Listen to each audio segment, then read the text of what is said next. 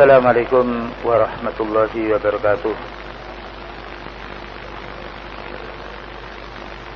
Innal hamdalillah nahmaduhu wa nasta'inuhu wa nastaghfiruh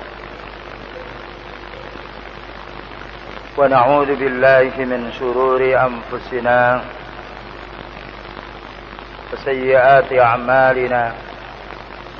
من يهده الله فلا مضل له ومن يضلل فلا هادي له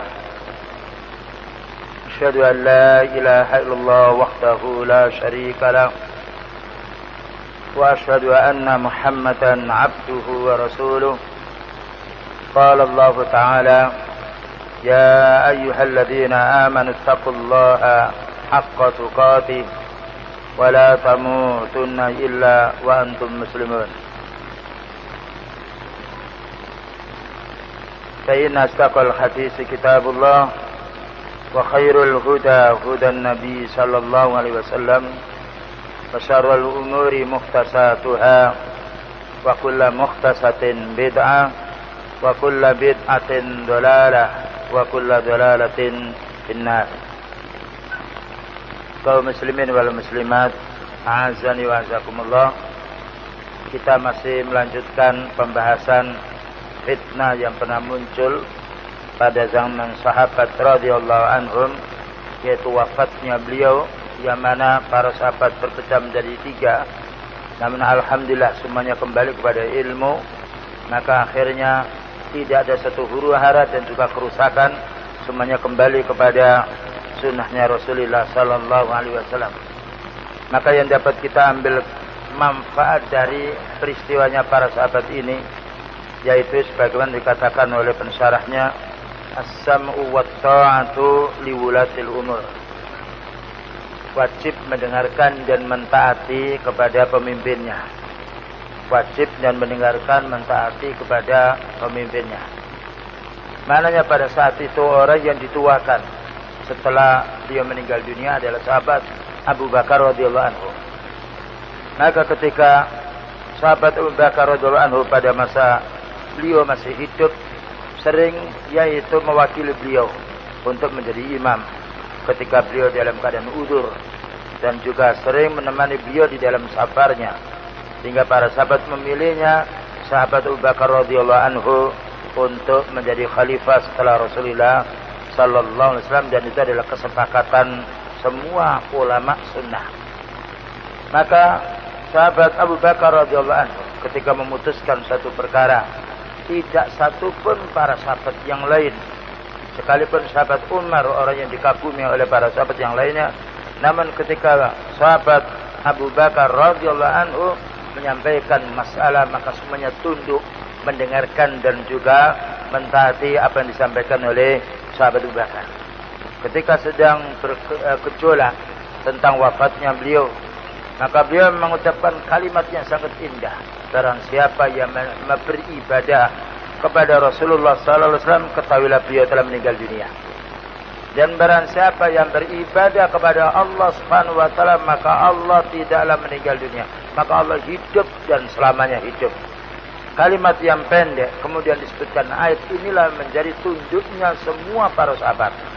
Ketika dalam masa tegang hanya dengan ilmu dan juga ayat Al-Quran, semuanya tunduk kepada penjelasan dari sahabat Abu Bakar radhiyallahu anhu. Ini yang diambil pelajaran oleh Syekh Yani Abdul Aziz bin Muhammad Said Khan hafizahullah ta'ala. Selanjutnya, ketaatan kepada waliul amri, yang dimaksudkan waliul amri adalah pemimpin dalam satu negeri. Itu namanya waliul amri. Karena waliul amri adalah ada dua kalau kita sebut di dalam Al-Quran, yaitu yang mempunyai kekuasaan dan wilayah, dan juga yang mempunyai ilmu. Maka ulama adalah imamnya untuk orang-orang awam, yang ketika mereka minta penjelasan ilmu. Maka penguasa adalah imamnya orang-orang yang sifatnya untuk menyelesaikan perkara, yang mana dengan ilmu tanpa ada kekuasaan tidak akan bisa berjalan. Maka hukum Allah Ta'ala akan berjalan apabila ditunjang oleh waliul amri. Ini perlu difahami. Jadi waliul amri bukanlah orang-orang yang sembunyi mengadakan baiat sembunyi, Nah, dan nanti akan meledak satu saat, ini bukan. Namanya imam adalah nampak, dan itu yang disepakati oleh semua orang dalam satu negeri itu, maka itu dinamakan imam. Perkara mendengarkan dan mentaati ulil amri ini sangat penting, dijelaskan oleh Syekh, wa huwa minal umuril kabir fil manhaji mimma hasala minhu khilafun wa labsun fil harakatil islamiyah. Maka perkara ini adalah perkara yang sangat besar. Pentingnya kita kembali kepada prinsip ini. Pentingnya kembali pada prinsip ini, yang mana ini diselisih orang gerakan-gerakan. Jadi orang yang ingin mengembangkan Islam dengan lewat bukan mentaati walil amri, tetapi mengkoditanya atau merusuhinya. Wama khatasalaha minan nakabati illa li ikhlaliha bi umurin minha hadzal manhaj. Tidaklah terjadi satu kehancuran dalam satu negeri atau di mana saja terjadi, melainkan karena dipalingkanlah prinsip ini. Dipalingkan prinsip ini, yaitu prinsip as-sam'u wa ta'atu li wulatil umur, mendengarkan dan mentaati kepada waliul amri. Kemudian dijelaskan oleh Syekh, ja'atil ayatul karimah wal akhtarun nabawiyyah as-sahiha al-kasira bi ta'kidi hadzal manhaj. Banyak ayat-ayat Al-Qur'an dan hadis Rasulullah sallallahu alaihi wasallam yang mewajibkan kita untuk mentaati waliul amri. Nassa ahlul mu'taqad as-salafi fi kutubihim. Maka telah ditentukan, telah ditulis oleh para ulama as-salaf, ulama sunnah di dalam kitab-kitab mereka. Bahkan setiap kitab akidah tidak lepas dari membahas as-sam'u wa ta'ah li wulatil umur. Wajib mendengarkan dan mentaati waliul amri. Baik itu di akidah Tahawiyah, silakan baca, atau di akidah Al-Hamawiyah oleh Ibnu Taimiyah, atau pula yaitu kitab-kitab yaitu Fathul Majid, disebutkan pula di situ mentaati waliul amri. Demikian juga akidah Ahlussunnah wal Jamaah. Demikian juga usul sunnah oleh Imam Ahmad rahimahullah taala. Demikian juga usulnya Imam Syafi'i rahimahullah taala. Semua kitab yang membahas masalah akidah dimasukkan prinsip ini, mendengarkan dan mentaati waliul amri, karena ini pokok sekali dan menjadi baiknya umat apabila mereka itu mau mentaatinya. Cuma umat di dalam mentaati waliul amri itu ada 3 macam. Pertama, qismun ja'ala wulatal umuri atau amri maksumina la yasduru minhum munkarun. Ada sekelompok kaum muslimin menjadikan waliul amri itu muqaddas, bersih, maksum, tidak boleh berbuat dosa. Seperti yaitu kelompok Syiah, Rafidah, dan juga yang lainnya. Kalau sudah waliul amri dari golongan sahabat Ali radhiyallahu anhu, maka itu maksum, tidak boleh salah, dan kedudukannya setara dengan kenabian, setara dengan utusan. Maka jelas ini adalah salah. Karena manusia dijelaskan oleh Rasulullah sallallahu alaihi wasallam, kullu bani Adam khata'un wa khairul khata'ina at-tawwabun. Setiap anak Adam adalah keliru, salah. Maka paling baiknya orang salah adalah bertobat. Jadi ada kelompok yang sifatnya kalau sudah diangkat pemimpinnya, maka dia harus sami'na wa ata'na semuanya. Tidak boleh salah imamnya. Yang dikatakan seperti kalau Allah Ta'ala, seperti kalau Nabi. Sehingga apabila ada yang menegur, menasihati pemimpinnya, dia bela sungkawa. Tidak boleh. Maka imam maksum dia. Nah, ini salah.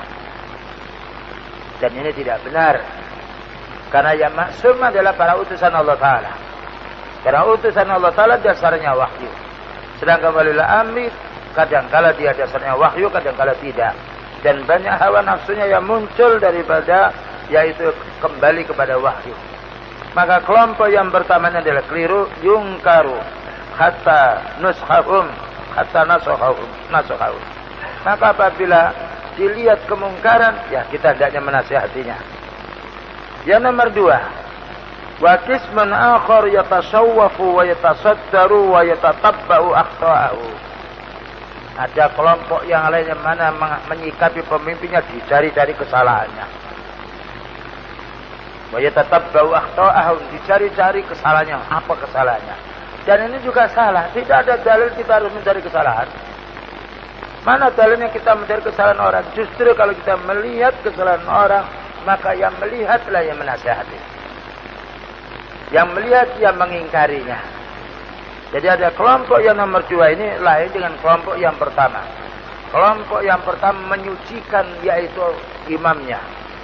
Menyucikan yaitu tokohnya, kalau sudah diangkat jadi tokohnya di ulul amri tidak boleh salah. Ketika dia menasihati dibunuhnya orang yang menasihatinya. Ini kelompok yang sifatnya kelompok-kelompok yang tersesat. Dan ada pula kelompok yang naudzubillah min dzalik jadi kaum muslimin pula selalu mencari-cari mendikti kesalahannya imamnya atau pemimpinnya. Maka ini pun juga salah dan ini adalah warisan kelompok Khawarij yang mengkafirkan sahabat Ali radhiyallahu anhu.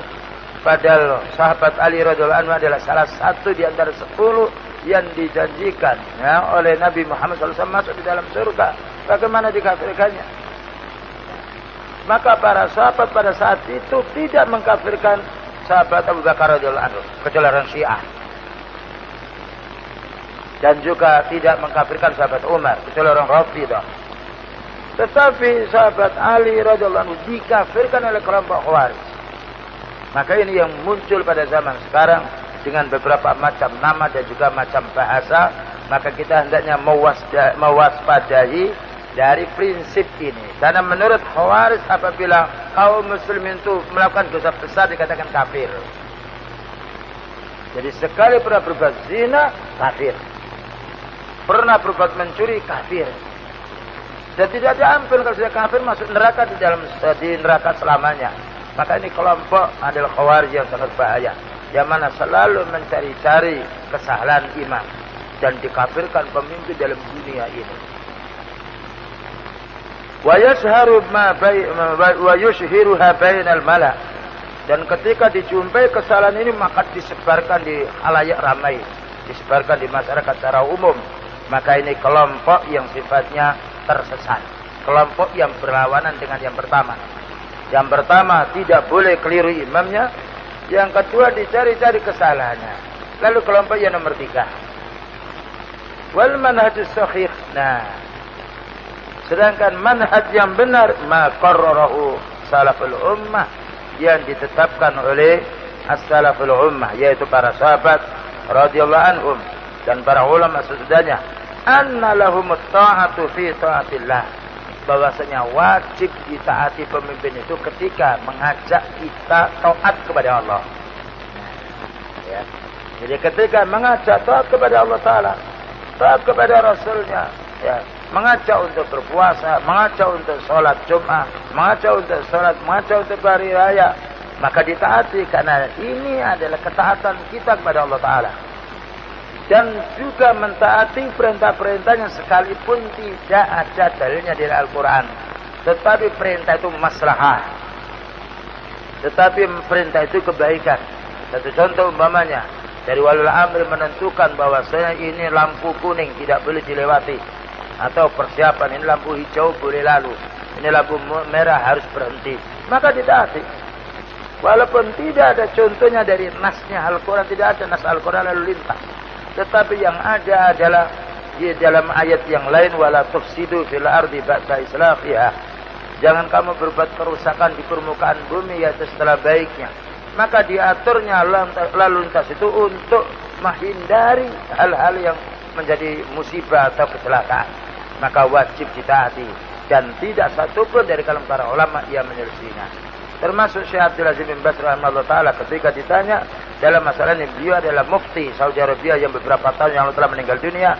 Ketika ditanya bagaimana mentaati rambu-rambu lalu lintas, beliau mengatakan wajib, karena rambu-rambu lalu lintas itu yaitu digunakan, ditetapkan untuk kemaslahatan orang yang berlalu, untuk kemaslahatan orang yang lewat, untuk kemaslahatan orang yang berkendaraan dan juga yang lainnya. Fa in khalafu fa inna nuskhahum laisa kanuskin nasil akhari. Kalau imam atau wali amri itu menentang atau menyelisihi atau melanggar, atau berbuat curang. Apa katanya? Maka ketika kita menasihati mereka tidak sama dengan menasihati orang secara umum. Karena dalam satu hadis dikatakan laisa minna man lam yuwakkir kabirana wa lam yarham saghirana. Tidak termasuk golongan kami orang yang tidak memuliakan orang yang tua dan tidak pula belas kasihan kepada yang bawahan. Jadi menasihati pemimpin lain dengan kita menasihati orang umum. Sebagaimana istri menasihati suami tidak sama suami menasihati istrinya. Suami menasihati istrinya ketika tidak mau dinasihati boleh dijauhkan dari tempat tidurnya. Boleh suami itu pindah dari tempat tidurnya. Ketika pindah dari tempat tidurnya belum juga beres wanita ini atau istri ini maka boleh dicambuk. Tapi si istri tidak boleh mencambuk suami. Karena dia ada zalim. Demikian juga apabila itu suami tidak boleh dicambuk, bagaimana waliul amri? Maka tidak boleh dicambuknya. Maka tidak boleh pula dihukumnya dia, tetapi dinasihati dengan bagus. Ini awal. Dan ini apabila waliul amri itu muslim. Tandanya muslim apabila mereka masih sholat. Dan ketetapan ini semua para ulama sunnah tidak berselisih. Jika pemimpinnya keliru maka dinasihati. Bukankah beliau mengatakan ad-dinu an-nasihah? Din itu adalah nasihat. Kemudian para sahabat mengatakan, qalu liman ya Rasulullah? Untuk siapa wahai Nabi? Qala lillahi wa li rasulihi wa li kitabihi wa li a'immatil muslimin wa ammatihim. Maka nasihat itu harus karena Allah Ta'ala. Nasihat itu harus berdasarkan kitab Allah. Nasihat itu hendaknya mengikuti jejaknya Rasulullah sallallahu alaihi wasallam. Nasihat itu hendaknya disampaikan pula kepada waliul amri. Nasihat itu juga untuk semua kaum muslimin. Disebutnya di sini nasihat itu pada waliul amri.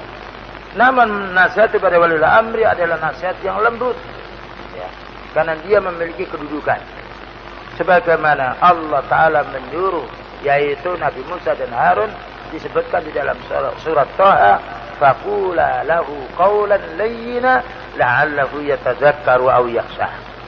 Maka katakanlah, wahai Nabi Musa dan wahai Harun, kepada Fir'aun dengan kata-kata yang lembut. Padahal ini Fir'aun yang itu jelas kafir, tidak satupun para ulama mengatakan berselisih tentang kafirnya Fir'aun. Bahkan puncaknya orang musyrik yang mengaku dirinya itu Tuhan. Tetapi Allah Subhanahu wa taala menyuruhnya Nabi Musa dan Nabi Harun menasihati dengan lembut. Sekalipun toh tidak berhasil nasihat itu. Ini kembali kepada sunnah. Dan begitu para sahabat radhiyallahu anhum ketika ada pemimpin yang keliru dinasihatinya dengan lembut.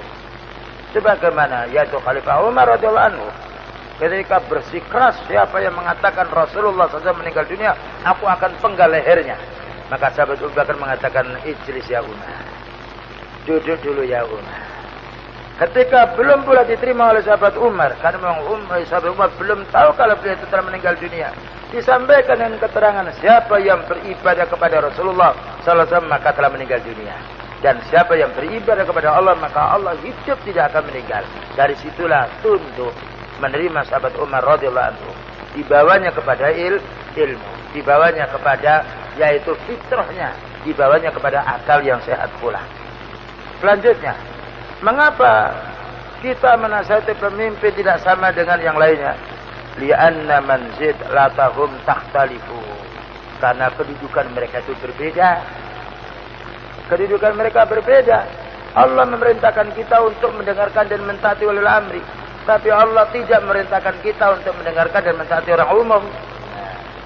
Allah mengatakan dalam surat An-Nisa nomor 59, ya ayyuhalladzina amanu atiiullaha wa atiiur rasul wa ulil amri minkum. Bukan wan nasi, tapi wa ulil amri minkum. Jadi kedudukan walil amri disebut oleh Allah Subhanahu wa taala. Bahkan juga disebut oleh Rasulullah sallallahu alaihi wasallam. Wa laisa hadza minal mudahana. Tetapi bukan berarti kita itu pengecut. Ya, mencari muka kepada pemimpin supaya yaitu supaya dihargai. Tidak, kita sampaikan sekalipun pahit dirasakan itu, kita sampaikan dengan sebenarnya bahwa ini adalah salah, tapi dengan kalimat yang lembut. Bukankah ada hadis afdalul jihadi kalimatu adlin 'inda sultanin jahil. Puncaknya jihad adalah kata-kata yang bagus kalimat adlin, kalimat yang benar di hadapan pemimpin yang curang. Jadi bukan di situ dipercaya, enggak, kalimat adlin, kalimat yang benar. Karena orang apabila dinasihati dia akan berpikir terlebih dahulu. Maka ini contoh dari Rasulullah sallallahu alaihi wasallam. Bal hadza minal hikmah, tetapi harus dinasihati dengan lembut. Wandur ila wasiyatir Rasul sallallahu alaihi wasallam li ashabihi. Ya. Maka lihatlah wasiat Rasulullah sallallahu alaihi wasallam kepada sahabatnya. Apa katanya? Isma'u wa ati'u wa in istumila alaikum abdun khabasyiyun. Apa katanya beliau? Dengarkanlah dan taatilah pemimpinmu itu, sekalipun kalian itu dipimpin oleh budak Habsyi. Seandainya jadi pemimpin itu budak Habsyi, maka tetap wajib ditaati. Karena masalahnya bukan budaknya, tapi karena kedudukannya. Namun itu seandainya pemimpin jadi budak, tetap harus ditaati. Seandainya pemimpin itu, ya, wanita umpamanya, ya, yang itu jelas tidak boleh secara syar'i, ya, karena harus laki-laki.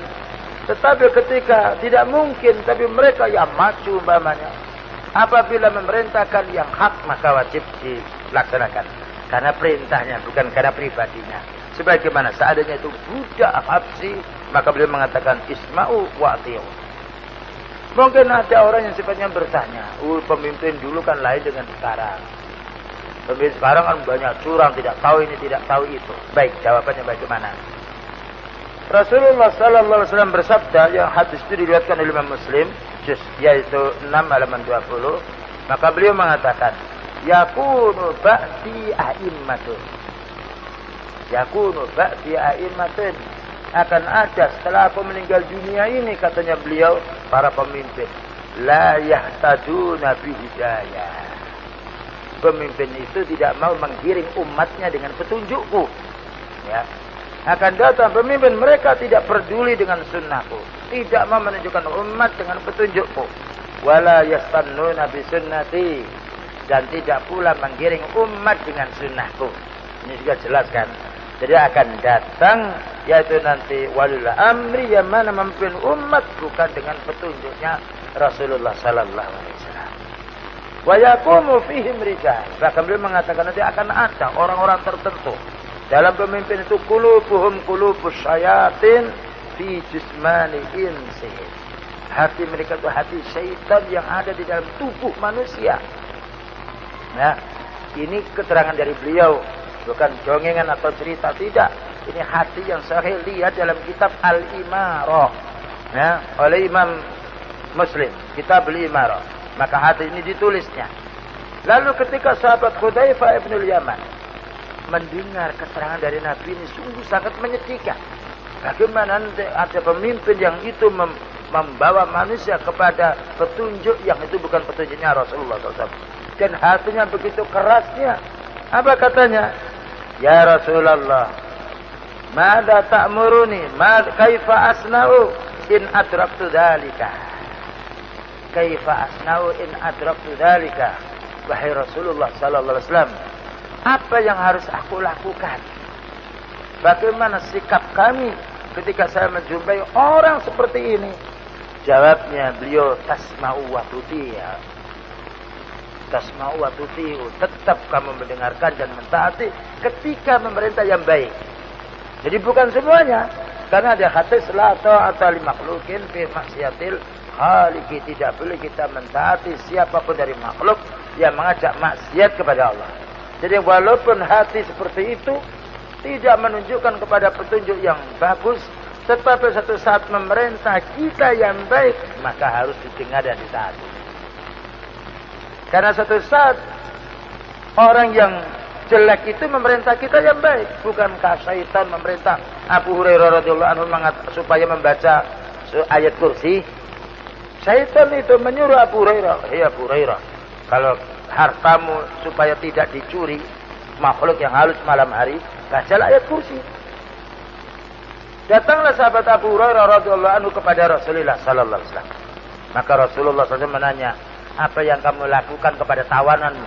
Karena orang itu dipegangnya oleh sahabat Abu Hurairah. begini wahai Nabi, ketika aku mau membawanya orang ini kepada baginda wahai Nabi, maka dia ngomong begini, Abu Hurairah, bersabar dulu. Aku akan mengajari kamu yang mana dengan membaca kalimat ini hartamu tidak akan dicuri. Lalu menanya, apa itu? Bacalah ayat kursi. Apa katanya Rasulullah SAW? Sadaqaka wa huwa kadhub. Dia itu ngomong benar kepadamu, laksanakan itu memang benar, tapi dia itu pendusta. Jadi dustanya kita tidak terima, tetapi perkataan yang benar itu. Jadi satu saat kebenaran itu datang dari orang kafir, namun kita tidak mengambil ilmu dari orang kafir. Ya. Kita tidak menuntut ilmu dari orang ahli bid'ah. Tapi satu saat mereka bicara, orang ahli bid'ah bicara ayat Al-Quran, kita katakan Quran itu tetap Quran. Sekalipun dibaca oleh orang yang maksiat, karena Quran tidak berubah dengan dibaca oleh orang yang lain. Maka beliau mengatakan isma wa ati, dengarkan dan taatilah. Kemudian beliau mengatakan wa in duriba dhahruka, sekalipun punggungmu itu dikepui, sekalipun kamu itu dihukum, wa ukhidha maluka, dan hartamu dirampas, fasma wa ati, maka dengarkanlah dan taat. Ini hadis yang diriwayatkan oleh Imam Muslim. Silakan baca dalam kitab Al-Imarah. Kemudian bagaimana kalau mereka itu curang? Ya. Bagaimana apabila mereka itu curang? Itu tadi kan sudah curang. Bagaimana apabila curang? Apa kata beliau? Isma'u wa ati'u fa inna ma 'alaihim ma hummilu wa 'alaikum ma hummiltum. Hadis ini juga diriwayatkan oleh Imam Muslim. Tetap apabila memerintahkan kamu yang baik, dengarkan dan taati. Untuk mereka dosanya mereka akan pikul sendiri. Tapi kamu punya kewajiban untuk mendengarkan dan mentaati. Ya, ini sabdanya Rasulullah Sallallahu Alaihi Wasallam. Jadi kita jangan sampai kena arus orang-orang tertentu. Nah, kita kaum muslimin punya landasan Quran, punya landasan hadis. Ya, jadi begitu indahnya agama Islam. Maka apabila orang Islam itu merusak, maka itu bukan Islamnya, tapi manusia yang dirusak oleh hawa nafsunya. Ya, karena beliau memberi penjelasan kepada kita demikian. Bahkan Syekh Fauzan hafizallahu taala mengatakan, taat kepada pemimpin pasti banyak kebaikannya, lebih banyak daripada kerusakan akibat perbuatan jahatnya. Jadi kalau wali amr itu berbuat jahat, ya korupsi, mengambil ini dan juga yang lain, tapi perintah dia yang baik itu maslahnya untuk umat lebih banyak daripada kezaliman yang ia lakukan sendiri. Ya. Jadi kita menimbang, ya, ketika ada masalah dan madarat, ya, jadi kita tidak melihat kalau itu sudah mungkar lalu kita tegur, bukan begitu. Satu contoh, banyak ada anak itu punya watak keras dia. Kalau dimarahi oleh orang tua akan mecah pintu, akan mecah kaca. Ketika orang tua marah terus akan pecah semuanya. Tapi bagaimana supaya tidak pecah kaca ini? Dinasihati dengan lembut. Tentang diterima atau tidak bukanlah urusan kita.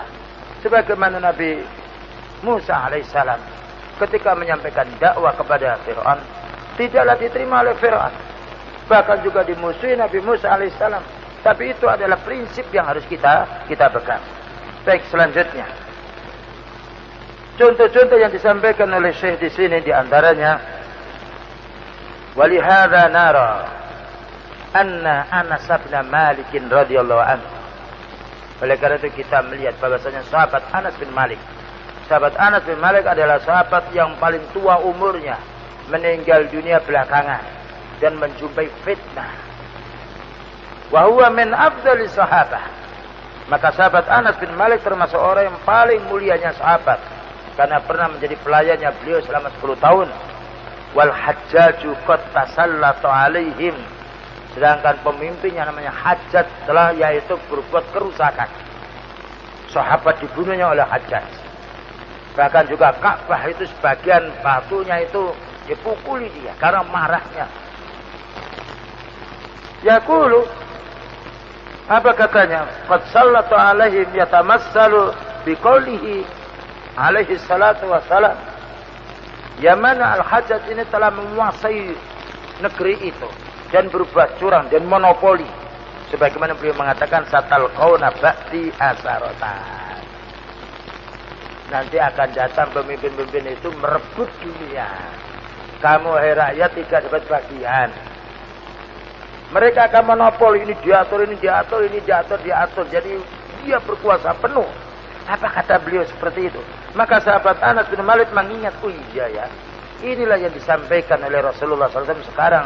Kenyataannya aku saksikan, kata sahabat Anas, pada saat yaitu kepemimpinan Al-Hajjaj bin As-Saqafi, gubernur Irak. Nah seperti itu sahabat Anas ketika diminta oleh orang lain untuk berontak, jangan. Wallahi innahu la ya'ti. Ya. Demi Allah tidaklah datangkan satu zaman illa ba'dahu syarrun minhu. Jangan dikodeta Hajjaj ini. Tidaklah datang masa melainkan sesudahnya lebih jahat daripada sekarang. Sahabat yang mulia ini. Di belakangnya banyak orang-orang yang ahli sunnah. Maka ketika orang ahli sunnah ini menyuruh sahabat yaitu Anas bin Malik segera mengambil keputusan untuk segera menyergap Hajjaj bin Yusuf As-Saqafi ini, maka tidaklah jadi. Maka tidak dilayani oleh sahabat Anas bin Malik. Karena apabila terjadi kerusuhan, maka kehancuran umat lebih banyak daripada zalimnya Hajjaj bin Yusuf As-Saqafi ini. Ini prinsipnya sahabat Anas radhiyallahu anhu. Dan itu tidak ditentang oleh sahabat yang lain. Contoh yang lain. Contoh Imam Ahmad rahimahullah ta'ala. Imam Ahmad kena fitnah saat itu. Yang mana Imam Ahmad didoktrin oleh orang-orang Mu'tazilah. Orang-orang yang sifatnya beraliran keras. Supaya mengatakan bahwasanya Al-Quran itu adalah makhluk. Apa katanya? Wakul bimisli hadha fil imam. Dan katakanlah seperti imam ini pula Imam Ahmad bin Hanbal. Imam ahli sunnah, imam ahli sunnah. Fi waktihi pada waktu yaitu dipimpin oleh Al-Wasiq ya, yaitu sesudah Al-Ma'mun, lalu dipimpin setelah itu Al-Muqtadi, kemudian juga Al-Wasiq. Waktu itu apa? Yujladu wa yu'adzabu, diikat tangannya dan dicambui Imam Ahmad itu rahimahullah ta'ala, dan juga diazab, mana yu'adzab maknanya diperkara dia, didolimi ya, dan juga diseret kakinya. Tapi tidak marah. Imam Ahmad tidak marah. Padahal di belakangnya Imam Ahmad ini orang-orang ahli sunnah. Tidak marah. Tetapi diambil bagaimana jalannya. Maka ketika Imam Ahmad mau sholat, mau diminta penjelasan, maka diikatnya tangannya Imam Ahmad ini di belenggunya. Kemudian mau sholat, apa katanya? Aku akan memberi jawaban. Tapi lepaskan tanganku ini. Aku mau sholat. Ambilkan air, aku tidak lari, ambilkan air, aku mau sholat. Bayangkan di penjara tetap sholat. Kemudian datanglah Al-Wasiq ini, disampaikan salam, Assalamualaikum. Tidak menjawab Al-Wasiq ini. Ya, angkuh dia. Ya, Assalamualaikum, tidak menjawab. Apa Imam Ahmad? Imam Ahmad tidak diam, tidak marah. Allah mengatakan, nah berdalil, wa idha khuyyitum bitahiyyatin fahayyu bi ahsana minha aw rudduha. Apabila kamu disampaikan salam, maka hendaklah menjawab yang lebih baik atau setimpalnya. Dan juga beliau mengatakan raddus salam, jawablah salam itu. Disampaikan tidak diam Imam Ahmad, berdalil pada saat dia di perkaranya. Maka ketika disampaikan dua dalil ini, apa katanya Al-Imam Al-Wasiq tadi? Waalaikumsalam. Menjawab, yang asalnya tidak menjawab. Dikasih dalil. Sekalipun tangan itu diikat. Tidak marah. Karena apa? Kemarahan orang nanti akan membawa kemarahan imam lebih bahaya daripada kemarahannya Imam Ahmad.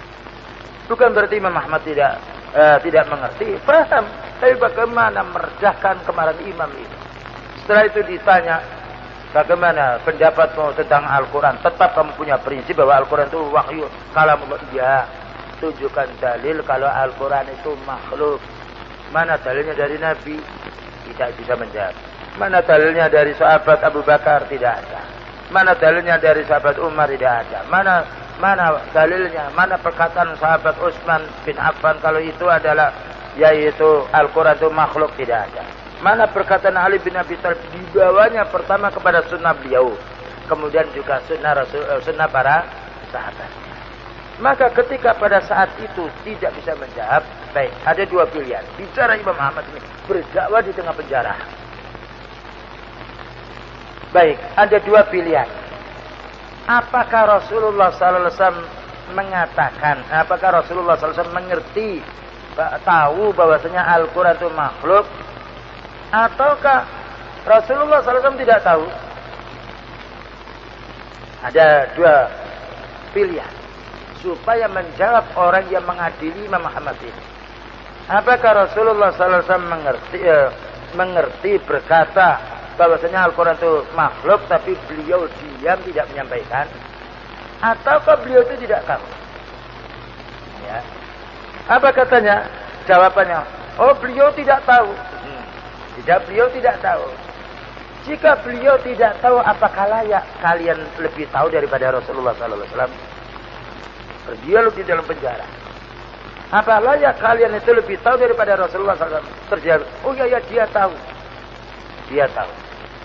Ya, karena dikatakan tidak tahu, dijawab tadi, kalau beliau tidak tahu, apakah layak kamu lebih mengetahui ya? Sedangkan beliau adalah nabi. Yang kedua, ketika dijawab, oh ya dia tahu, bagus. Apabila Rasulullah SAW tahu, tidak berbicara, apakah layak kalian bicara?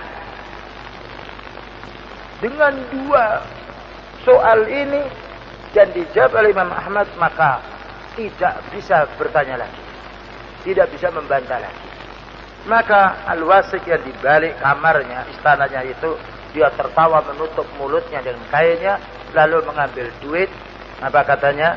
Lepaskan orang tua itu, mananya Syekh tadi, lepaskan Imam Ahmad itu, dan ini kasih duit, suruh keluar dia dari penjara. Bayangkan ilmu. Ya. Tidak dengan kekerasan, tidak dengan demon, keluar dari penjara dengan ilmu. Nah, ditanyanya disampaikan dengan ilmu, dan tidak membawa kerusakan imam, tidak membawa panasnya hati imam. Karena ketika berdialog, ketika bantah-bantahan dengan Ibnu Abi Daud, dan Ibnu Abi Daud kalah, maka setelah itu Ibnu Abi Daud tidak lagi mau membantah para ulama sunnah. Karena ketika sudah tidak bisa menjawab pertanyaan sahabat Imam Ahmad rahimahullah ta'ala, maka yang lainnya tidak mau lagi. Dan ini kebaikan Imam Ahmad, mentaati walil amri. Dia walaupun dianiaya, didalimi, tapi menang. Dan membuat walil amri itu sadar dia. Walil amri itu sadar dia. Kemudian juga dikasih hadiah. Juga disuruh keluar pula dari penjara. Hanya dengan senjata ilmu. Maka bagaimana apabila ilmu disampaikan untuk menyelesaikan perkara, lalu manusia harus bertindak dengan kekerasan? Ini yang harus kita paham. Waqad ahwal khalifah. Apa katanya Syekh di sini? Waqad ahwal khalifah wa aqama al-qawla bi khalqil Qur'an. Sungguh khalifahnya telah curang dan mendesak orang supaya mengucapkan Al-Quran itu adalah makhluk. Wa ma hadza kama qala Syekhul Islam, kana yad'u lil ma'muni wa yusalli khalfahu. Sekalipun dizalimi ulama-ulama sunnah ini oleh pemimpin-pemimpin yang zalim, tetap ulama sunnah itu salat di belakang pemimpin yang zalim. Yad'u lil ma'mun, mendoakan pemimpinnya supaya mendapatkan petunjuk. Wa yusalli khalfahu, dan salat di belakangnya. Kalau pemimpin yang keliru, ayyuhal ikhwah, dilakukan seperti Rasulullah sallallahu alaihi wasallam sabdanya, dilakukan seperti sahabat Anas radhiyallahu anhu sebagai sahabat, dilakukan oleh Imam Ahmad sebagai imam yang mulia, Imam Ali Khatis ala kaidahnya umat, tidak membawa kepada kehancuran negeri, tidak membawa kepada rusaknya bangunan, tidak membawa kepada kehancuran harta, tetapi kebodohan itulah, nah, kedaliman, emosi itulah yang membawa kehancuran dalam satu negeri. Ini satu misal ya, sejarah yang bukan dongengan bohong, tetapi ini memang ditulis di dalam hadis, bahkan juga ditulis dalam riwayatnya Imam Ahmad atau manakibnya Imam Ahmad rahimahullah ta'ala. Selanjutnya yulah. Wa kullu mas'ulin amma yaqulu. Fasyahidul qaul haula'il hukam laisu ma'sumin. Maka perlu dipahami bahwasanya pemimpin bukanlah maksum, bukanlah bersih dari dosa. Bal yunasahuna, tetapi harus dinasihati. Karena kita saja berbuat dosa. Siapa yang mengatakan kita tidak berbuat dosa? Coba mengatakan saya tidak berbuat dosa. Kita ini banyak dosanya. Karena dosa itu dilakukan karena sebab tidak tahu ilmu. Atau juga karena hawa nafsunya. Berapa banyak yang sudah kita ketahui, tapi kita masih mengerjakannya. Bukankah melihat wanita yang bukan mahramnya itu haram? Haram. Tapi suatu saat kita masih melihatnya. Ya. Apakah demikian itu lalu dikatakan kita kafir? Masih banyak usaha-usaha jual beli yang haram, mengurangi timbangan. Bukankah itu wailul lil mutaffifin? Tapi banyak kaum muslimin masih mengurangi timbangan di dalam jual belinya, menipu dan juga yang lainnya. Yaitu menerima suap dan juga menyuap, kolusi dan juga yang lainnya, menerima batu atasan, menerima hadiah dari bawah. Itu semuanya kan perlakuan dosa, tapi masih dilakukan oleh kaum muslimin. Bagaimana menuntut imamnya harus maksum, harus bersih, tidak boleh berbuat jahat sedikit pun. Ya, kemudian orang yang menuntutnya dia semena-mena untuk berbuat sesuatu, maka ini tidak boleh. Maka ini adalah melanggar dari ayat Al-Quran itu sendiri. Karena hukum Allah Ta'ala bukan untuk walil amrisya. Hukum Allah Ta'ala untuk semua kaum muslim. Banyak orang berpendapat udkhulu fis silmi kafah. Masuklah kamu dalam Islam secara keseluruhan. Ya. Ada orang menyampaikan itu. Baik, saya tanya, ayat ini untuk waliul amri apa untuk kita dan untuk kalian semuanya? Diam-diam. Ayat ini untuk kita semuanya, maknanya kita bagaimana menjadi orang yang udkhulu fis silmi kafah, masuk di dalam Islam secara keseluruhan. Tapi mereka memahami ayat itu untuk orang-orang tertentu. Tidak. Maka inilah kesalahan di antara mereka. Wa ma ajmala ma qalahul Barbari. Alangkah indahnya yang disampaikan oleh Imam Barbari. Idza ra'aita ar-rajula yad'u lis-sultani bis-salahi fa'lam annahu sahibus sunnah insyaallah. Imam Ahli Sunnah mengatakan, kalau kamu melihat orang yang mendoakan baik pemimpinnya, pemimpinnya didoakan baik, maka ketahuilah dia itu orang ahli sunnah insyaallah. Wa idza ra'aitahu yad'u 'ala sultan fa'lam annahu sahibu hawa. Kalau kamu melihat orang yang mencaci pemimpinnya, mendoakan jelek pemimpinnya, ketahuilah itu orang yang penyembah hawa nafsu. Oleh karena itu ulama-ulama Saudi ketika berkhutbah ya di Masjidil Haram, Masjid Nabawi, senantiasa akhir khutbahnya mendoakan pemimpinnya supaya menjadi baik. Ya Allah, berilah petunjuk waliul amri ini. Ya Allah, tunjukkan jalan yang lurus. Karena baik dengan petunjuk itu maka akan membimbing umat dengan kebaikan. Baik, itulah jamaah yang dimuliakan oleh Allah Ta'ala. Beberapa hal yang disampaikan kita mengambil faedah dari peristiwanya sahabat ketika dihadapkan dengan fitnah, yaitu para sahabat kembali sami'na wa ata'na, kita dengarkan dan mentaati para waliul amri yang pada saat itu adalah sahabat Abu Bakar radhiyallahu anhu. Mudah-mudahan keterangan yang singkat ini Allah Subhanahu wa taala memberi taufik dan hidayah kepada kita semuanya. Demikian juga memberi taufik dan hidayah kepada pemimpin-pemimpin dalam negeri ini dan juga para ulamanya, dan mengampuni dosa-dosanya yang lalu, dan semoga kita tetap mendapatkan taufiknya. Wassallallahu ala nabiyyina Muhammadin wa ala alihi wa sahbihi wasallam. Subhanakallahumma wa bihamdika asyhadu an la ilaha illa anta astaghfiruka wa atubu ilaik. Wassalamu alaikum warahmatullahi wabarakatuh.